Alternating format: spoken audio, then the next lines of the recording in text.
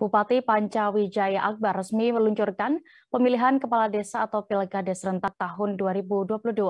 Pada kesempatan ini, Panca juga melakukan simulasi pencoblosan pada media ilustrasi yang disediakan di sana. Bagaimana berlangsungnya acara tersebut akan dilaporkan oleh rekan Agung Dwi Payana, reporter dari Tribun Sumsel yang siap dengan informasi lengkapnya. Silakan rekan. Ya, selamat siang Dea dan juga Tribuners di seluruh Indonesia. Dapat kami laporkan dari Ogan Ilir akan diselenggarakan pesta demokrasi pemilihan kepala desa atau Pilkades serentak tahun 2022. Rencananya Pilkades ini pada 15 Oktober mendatang. Dari keterangan Dinas Pemberdayaan Masyarakat dan Desa atau PMD Kabupaten Ogan Ilir, ada 173 desa yang akan ikut Pilkades dari total 227 desa yang ada di Ogan Ilir. Ini merupakan pemilihan kepala desa tentunya setiap 6 tahun.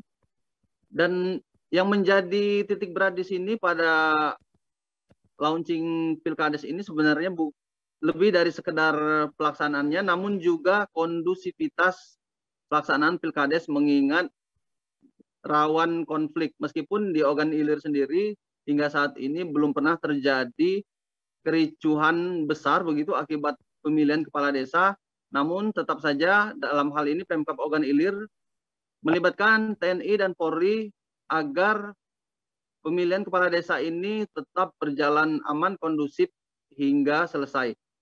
Nah, setelah launching sendiri, rencananya teknisnya akan dilanjutkan dengan laporan dari Badan Permusyawaratan Desa atau BPD yang melapor ke kepala desa setempat bahwa jabatan akan berakhir.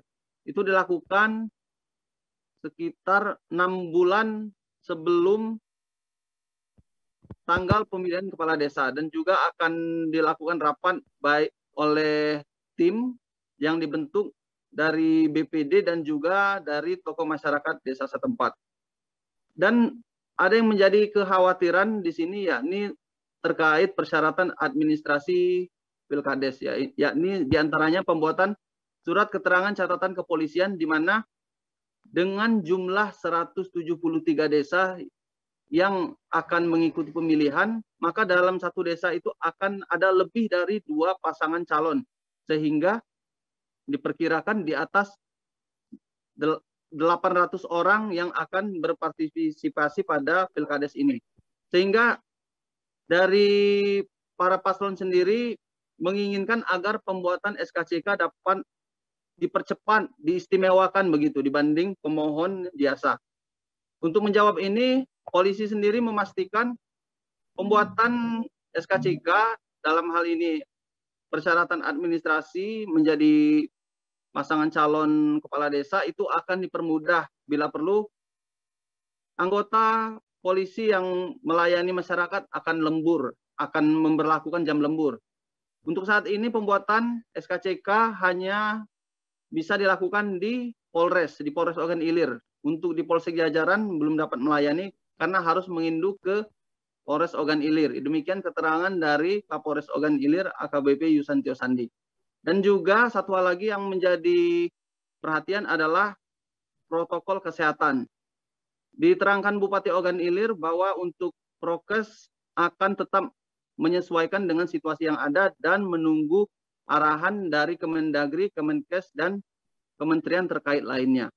Untuk saat ini situasi pandemi COVID di Ogan Ilir sudah landai, namun tetap saja masyarakat jangan lengah dan tetap mengedepankan prokes.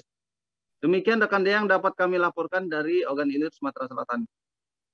Baik, Tribuners, rekan Agung juga sudah mendapatkan keterangan dari Bupati Ogan Ilir Pancawijaya Akbar terkait Pilkades serentak ini. Berikut kami tampilkan.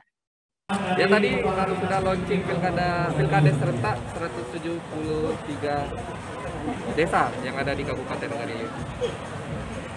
Tadi untuk peringatan untuk penggunaan dana desa, Pak. Oh iya, saya hanya mewanti-wanti karena ditakutkan kan banyak sekali kepala desa, baik mantan kepala desa yang berperkara karena penggunaan pengelolaan dana desa, dan saya wanti-wanti jangan sampai dana tersebut ya digunakan di luar dari tatanan birokrasi atau yang seharusnya dalam penggunaan dana desa, baik bentuk uang dan juga lain-lain yang tidak sesuai aturan yang berlaku.